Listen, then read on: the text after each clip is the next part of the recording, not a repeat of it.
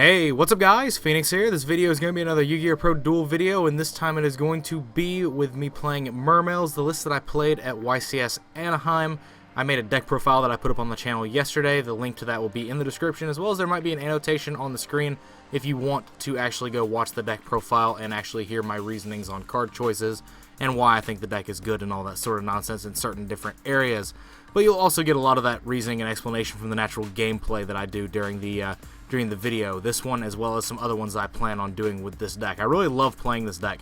The addition of Totally Awesome has just increased this deck's capacity for play by just a load, a huge amount of improvement has been made to this deck because of the existence of Totally Awesome, as well as the fact that this deck naturally can just make Bahamut Shark, as well as the addition of the Toads, the Frog Engine, the ability to use those to bait back row and, you know, strengthen your deck going second is a huge asset. But like I said, I had a deck profile that I put up on my channel with a lot more explanation, a lot more lengthy discussion about the deck and the card choices. If you want to go check that out, link to that is in the description down below. Not going to waste too much more time on this, and I'm just going to jump straight into the first game that I played with my friend of whatever matchup this ends up being. Alright, so we're playing TCG Legal Decks. I don't know exactly what he could be playing, but probably ABC, just so he can have the hard counter for this deck, because this ABC is this deck's like hardest matchup. However, this is an insane opening hand. This hand is insane. Whoa.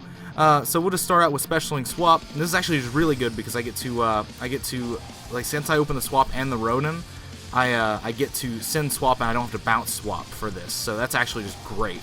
I get to ditch Dragoons for my Teus, and I get to do my Chain Links and get Neptibus, which can then lead me further into my play strings. But what I want here is I definitely want Osha, yeah, because I could do Osha on this, or I could just make a Toad and Moulinglace. I'm going to get Osha just off of the principle of I think that I want to use it at least at a future date. But I've got 3 waters in grave here. So what I can do is I can search for Neptibus, because I'll normal summon Neptibus, I'll send Dragoons, add a card, and then I'm not going to mess with Diva, because I'm going to be bouncing the Neptibus with my Swap Frog and then discarding it off Megalo to get Dragoons back, getting another search. So it's all these different cool plays and interactions that you get to do now. But so we'll do that, and we'll add Heavy Infantry, because I want Heavy Infantry either in my hand or in my grave for my play with the the Abyss Sphere, that one. But I've got 4 in grave. I can take it down in number off of the Aqua Spirit and the Swap Frog, getting banished off Ronin Toden. So I get to activate this to bounce a card. So I will bounce a Neptibus since I've already used it. I can't tribute it for Megalo to do anything cool there. So I could definitely do this. And that would allow me to trigger my card effects the way that I want them. So I'm going to do Infantry and Neptibus here, because the Infantry, it doesn't really matter if you send it to the graveyard, because of the fact that you are going to be adding it back off of Totally Awesome when that goes to grave for negating something. So it's very simple, it's very easy. But so the Neptibus will summon the Dragoons, which I can then utilize. I've got 5 in grave, which means I can banish Aqua Spirit. I can banish something for Aqua Spirit, so I'll banish the Neptibus for Aqua Spirit, and then I can overlay these 2 for Gaios to make room, because that's going to be a strong play to have, making the Gaios here, and then making the Bahamut Shark and taking cards out of his hand while making double Toad. So what I'll be able to do is I can detach the Dragoons, get my Toad, and then I'll be able to summon Moulinglace, or I can just not summon Moulinglace. That's the option. It's 1 Toad Moulinglace, or it's double Toad. That's the situation I've got myself into here with this staying on the board. Now I can banish, swap, and Ronin will come out, and that'll put me at 2. The Dragoons will be 3, or I can go to 5 here, summon the Toad, and then drop Moulinglace. But then I'll have the Swap Frog just chilling here in attack mode. So I feel like Moulinglace is just going to be, well, no, if he's playing a deck like ABC, then I definitely just want the extra Toad. So yeah, we'll just do that. We'll do the more like standardized play. I could definitely Moulinglace, but like double Toad plus Gaios plus Sphere, that's already 4 defensive cards, so I'm not really too worried about it. But I'll add Neptibus off of this so that I can use Sphere to make a rank 4 play possible. There's a bunch of different capabilities here, but the option was definitely either Moulin plus 1 Toad or just a double Toad. And I think double Toad is just inherently stronger without me knowing what the matchup is. Now, I do love doing Moulin Glace plays, but that's beside the point. But so I get to use this to go ahead and get a Swap Frog out of my deck to just be extra negations, extra fodder, extra whatever, and then that's going to be what's good. So we'll use this to send itself just because I want the board clear for Abyss Sphere to summon something if need be. That's gonna be the thing, is that you do that a lot. Like, you summon the Swap Frog and then just send it. Just because it's extra waters in grave, you can summon it for Ronin Totem. When Totally Awesome dies, you're able to do a bunch of other things, and ultimately it just it benefits you more. But I'm gonna go ahead and activate this. I'm gonna tribute this Toad and negate the Hanger, because that's the strongest card to like set. No, I'm not gonna set it.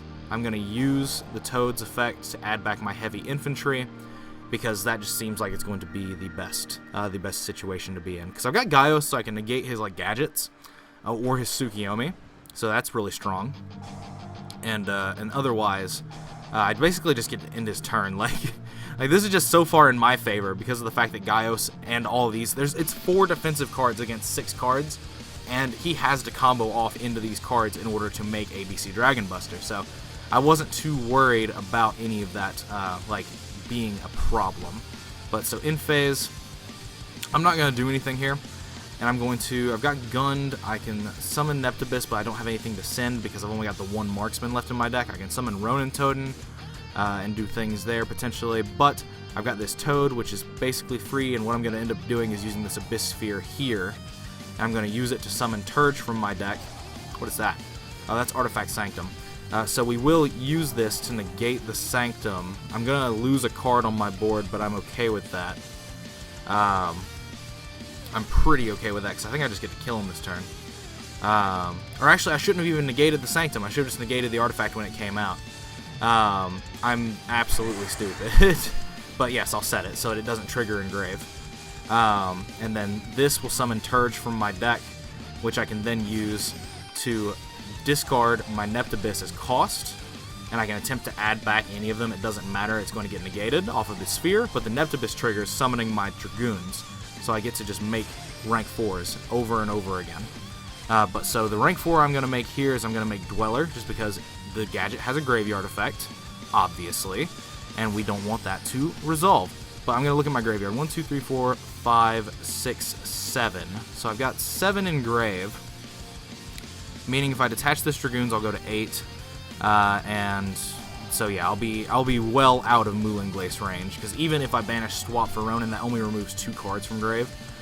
So ultimately, it just seems stronger just to do other things. I'm gonna keep getting Neptibus, or I could get Marksman. No, I'm going to get Megalo, 100%. I don't know what I'm thinking. If we get Megalo here, then I get to summon it and attack twice by tributing the Toad, which can then add back cards, and then I can summon another Toad. And since I've already used this Toad's effect this turn, it's perfectly fine. And then the heavy infantry will be able to destroy the gold gadget, and from there, why is it? Oh yeah, I've already used my Dweller effect. I was like, why is it just not letting me use Dweller? But it turns out I know exactly why.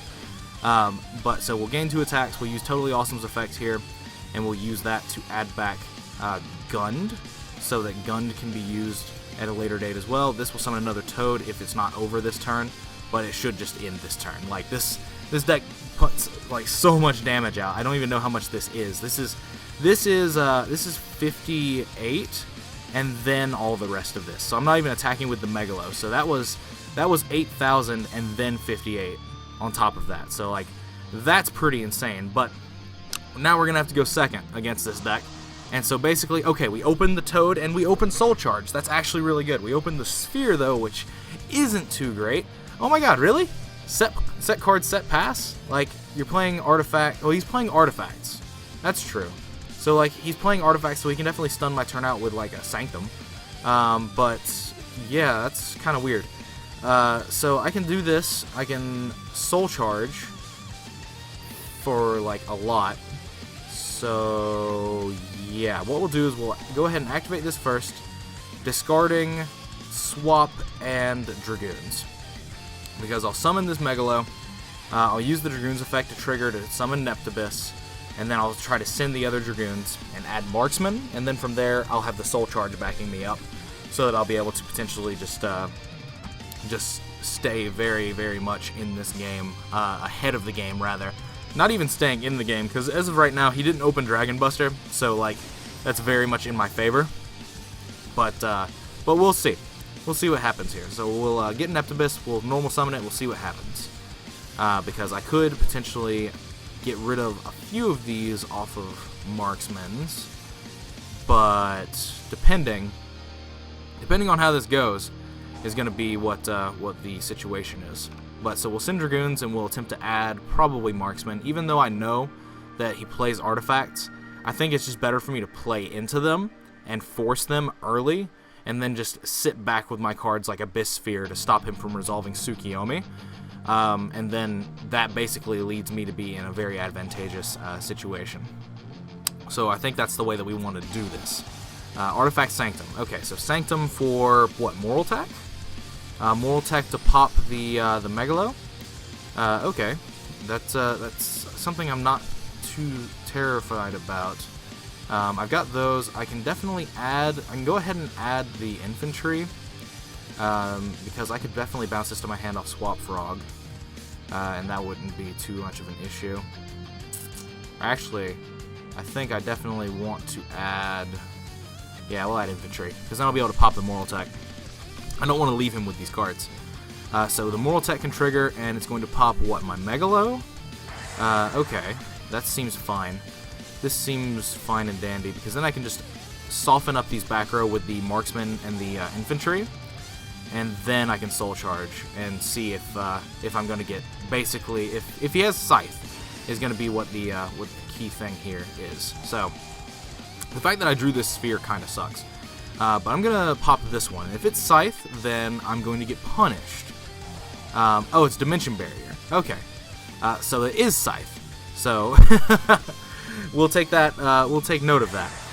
But what I get to do here is ignore this phone call, because people just don't be respecting my privacy. But from here, I can Soul Charge for. I could Soul Charge for all of these back, but I wouldn't be able to do anything with them. But I could definitely bounce Heavy Infantry with Swap Frog, and that would be pretty good. So yeah, what we'll do is we will do that. We will get Swap Frog definitely. We will get Heavy Infantry back, and we will get back a Dragoons, because I'll be able to do things with that Dragoons overlaying with them later. And oh, Emptiness too. Okay, that's the one that gets it. Okay. And since I activated Soul Charge, I can't attack him this turn. Okay. Alright. I see it. I see it. So flipping C, and he's just going to attack my Neptibus. And that's kind of shitty for me, but then I just get to punch over this next turn. This will trigger, and then Emptiness will trigger, so this will fall off, and it won't do anything, and then I'll be able to flip Sphere and at least make a Gaios. Or I could just save the Sphere, honestly.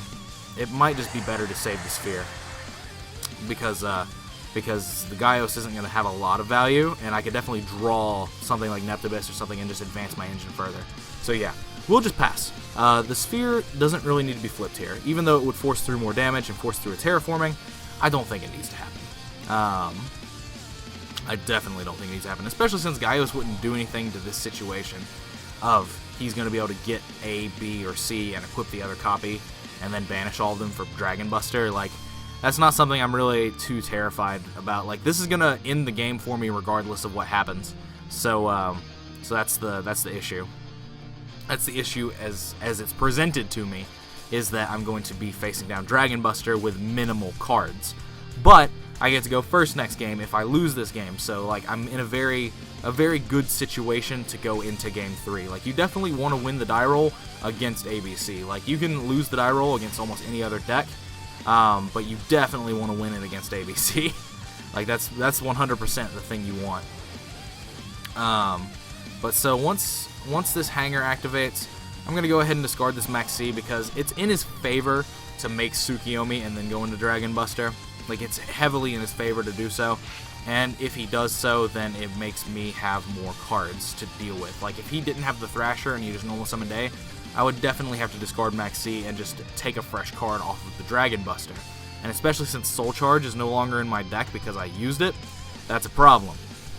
But what we do have is we do have the capability of him making Tsukiyomi here, discarding to get cards, and then I get to draw cards. Oh, a Utopia. Another Max C? Really? Is that what we're going to get? Cards that I can't play? That's so irritating. That's so agitating. But so he added what, A to his hand? So end of main phase, he's just gonna attack over my Megalo with Utopia, so that I can't do anything else about like attacking into. I don't know what the purpose of this is. I definitely think it's fine. Oh, he's just not going to summon Buster because he doesn't want to give me an extra card. I don't agree with that. I 100% do not agree with that play. I should make it very, very known. But, let's see, I've got a Swap Frog Engrave. So what I can do is I could summon this Swap Frog from my hand, and then I could bounce. I could summon something out of my deck off Sphere. I could bounce it, and then do that. Yeah, I think that's fine. So we'll do this. I've definitely got the Swap Engrave so that I can just summon the Ronin Totem. So that's good. And then off of the Sphere, what could I reasonably summon? I could summon Teus. That would be kind of neat, but otherwise there's not really anything cool I'm going to be doing here. Yeah, not particularly. Now, he does have just a loaded Dragon Buster. Or wait, no he doesn't. He's got the A under the Utopia. Okay, I definitely don't agree with that play then now. But what I can do is I can flip Sphere. He's got 2 materials on this. I'm having to play around a Utopia. Like, excuse me? Like, what is this? But I can activate this. It's in my favor to summon Toad. 100%. It is 100% in my favor to summon Toad. So I don't know why I'm not, like, thinking about just doing that straight. So we'll summon Toad and we'll just pass. Because from here, I'll be able to use this Toad to summon Swap Frog from my deck, and then I'll just leave it on the board so that I have a monster that I can use to like bounce things. I can bounce whatever I summon off Sphere. So no, I'm not going to use its effect this time. I'm actually going to leave it here. It's correct to leave it here this time. So we'll Sphere for something, and then we can bounce it with Swap Frog. But then when Toad dies, I can just add back Dragoons. Or I could add back Neptibus, and if I add back Neptibus, then I could Sphere for Teus, bounce that with Swap Frog, and that would be kind of beneficial to my game plan, to my situation. But he's going to be able to summon ABC Dragon Buster this turn anyway, so it doesn't necessarily really matter that much because he's going to be able to equip B, and then he's going to be able to just go into ABC Dragon Buster. And that's going to be the problem. Okay, so he's just going to attack these. He's going to attack these first before he gives me any extra cards, which I kind of definitely agree with. I 100% agree with it because of the fact that, like, if I see my extra card, then it changes what I add back with my Tree Toad, potentially. But so we'll add back Neptibus because at the end of the day, I can still Neptibus with Sphere. I could flip Sphere and summon a Pike or Turge, and then discard the Neptibus and make it rank 4. Like, these are possibilities that I do have access to. Oh, he's going to negate his Utopia attack with his own thing, and now he's going to go into ABC Dragon Buster. Okay, well, if he doesn't banish my Swap Frog immediately, then next turn I'm going to be able to threaten him with another Totally Awesome. So he basically now has to banish this, and that's an Aqua Spirit. That's actually really good. That means that even if he banishes my Dragoons, I'll be able to make a rank 4. So that's actually very good. That's a very good card for me to draw. And then if my next card is also another combo piece, then that's actually just insane. That's absolutely amazing. Okay, so he definitely is going to use this here. And what is he going to banish, though? I don't think he would banish this. Yeah, I 100% don't think he would banish it because of the fact that it hasn't been doing anything.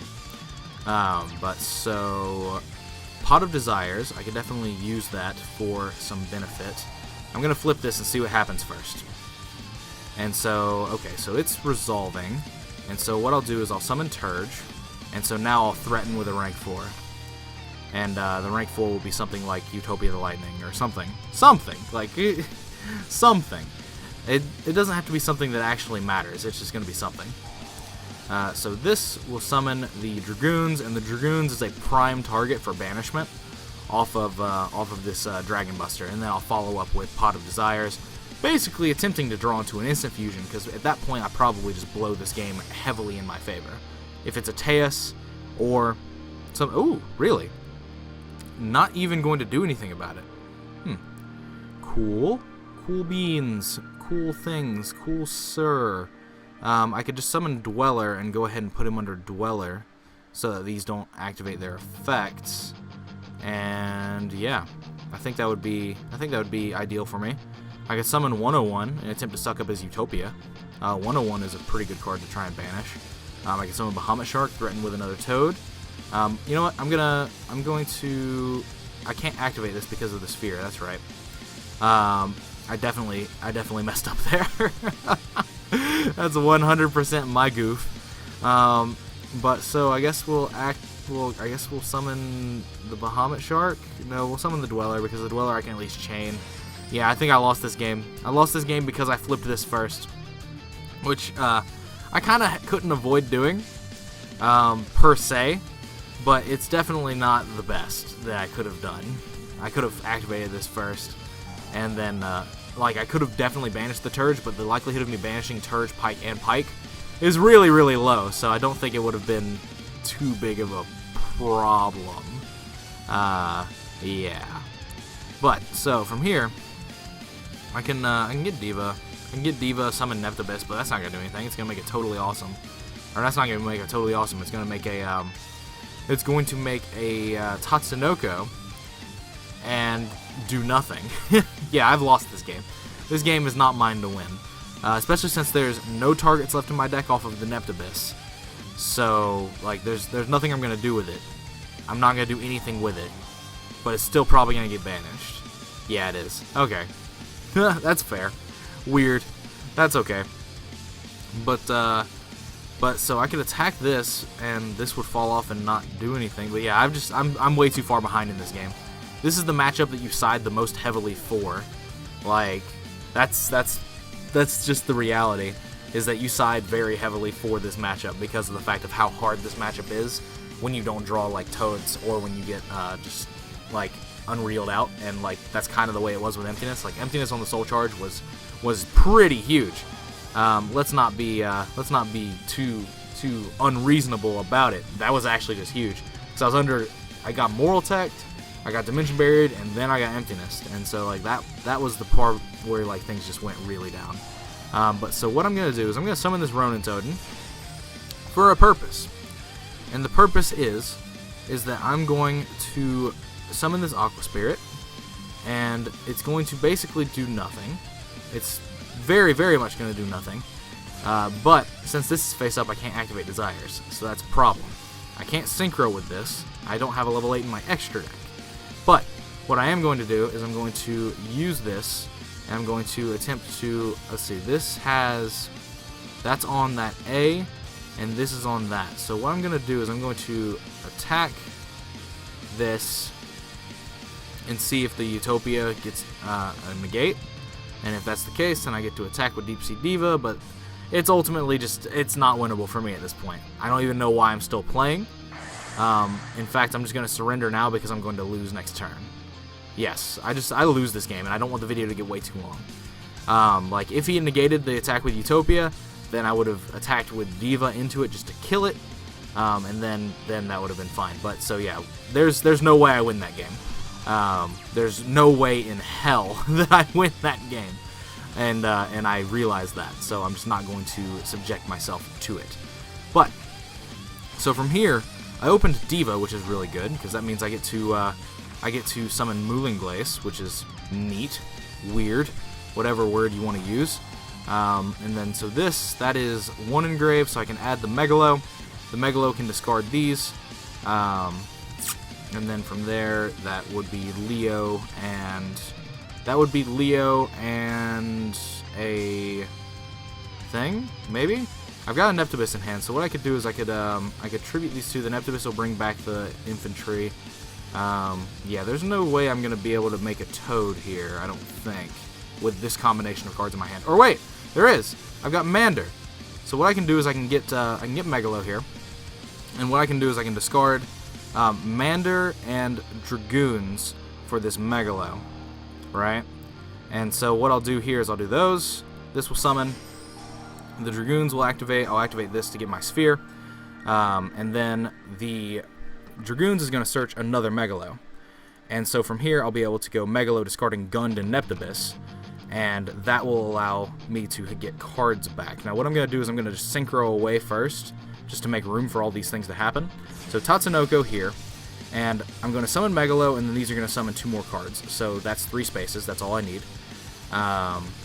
This is going to summon the Dragoons, and then this is going to summon back the Mander. And so from there, I'll be able to make plays. So we'll do this. We will do this here. We will do it now. And so this will summon, and Gun's effect will activate, summoning Mander, and then that way I'll be able to make either Leo, or I will be able to make a Gaios. I haven't decided which one I actually want yet. Because I've got 5 engrave, so I could banish the Mander to make these 8s and just not make Gaios, and then summon Moonglace. That's actually an option, but this is actually going to be detached, so that's actually not an option. So yeah, Moonglace is not an option here anymore, but I do get to make Gaios Toad, and that's really strong. So we will just go with this, because Gaios Toad is just really good. Or I could just make Leo. Leo is actually really hard to out with the ABC deck as well, because you can't target it. And then I'm just going to make, I'm just going to use Heavy Infantry plus Sphere to stop whatever Utopia the Lightning push would be made. So there is that. So I think I actually might make that play, because then it leaves the Megalo on the board to OTK him next turn. So yes, I will definitely do that, because Leo is just really strong. It's one less defensive card, but it's also just a better card against the deck. So that just makes the most sense to me. It makes the most sense to me to do that, because then I can just use Tree Toad to negate whatever push he tries to make. I'm not even going to worry about Union Hanger. At least I don't think I'm going to. I don't believe I'm going to worry about Union Hanger. We'll figure that one out when we get to it. But as it stands, I'm going to be able to just do stuff, and that's going to be the best thing. The best thing about it is when you're able to do stuff. That is what you want in life. You want to be able to do stuff. If you're not allowed to do stuff, then that's when Yu-Gi-Oh gets hard. When the only matches I lost at YCS Anaheim with this deck were matches where I was not allowed to play. When I was allowed to play, then I won every match. I won every match that I was allowed to play, because this deck just does so much when it's actually doing things, and so that's the benefit. That is the benefit of playing this deck. But so I'm not even gonna worry about this Union Hanger. You can have it, because if you summon a gadget, I'm gonna negate it and end your turn. Or if you summon Tsukiyomi, I'm going to flip Sphere and discard Infantry. So there's that. I think I need to negate that.